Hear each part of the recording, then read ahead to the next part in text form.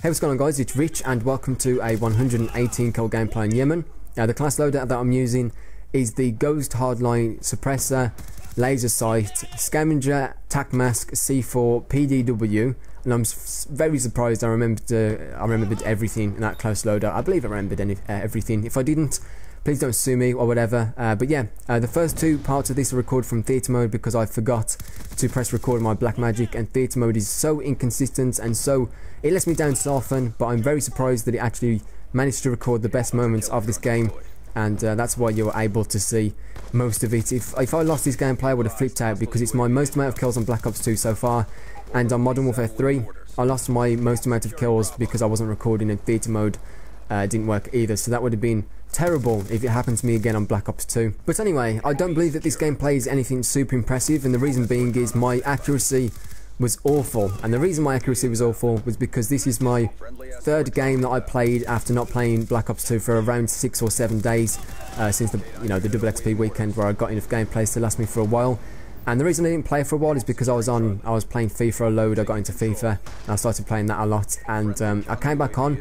My first game back on was a 15 to 12 regular TDM, and I'll jump into Ground War after another game of playing really averagely, and I managed to pull out my best gameplay yet. And I don't know how it works, but I think that it just proves that you do not need to be ridiculously accurate on the sticks. You don't need to be the fastest and most accurate player ever. All it takes is a little bit of smart play, knowing where their enemies spawn, knowing what you need to do to kill them, predicting their movements and everything like that. It's more about trying to get behind them and work the spawns rather than it is being really accurate on the sticks. And you'll see an example of me in this gameplay where I really do fail, and that's a nice little...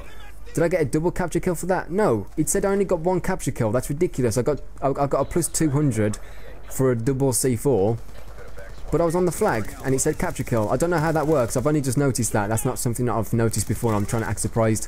And you do realise, hopefully, or you may realise even, that I get so many C4 kills this game. I said in the past video that the C4, or the equipment slot rather, wasn't really worth it because of it's 10% of your class.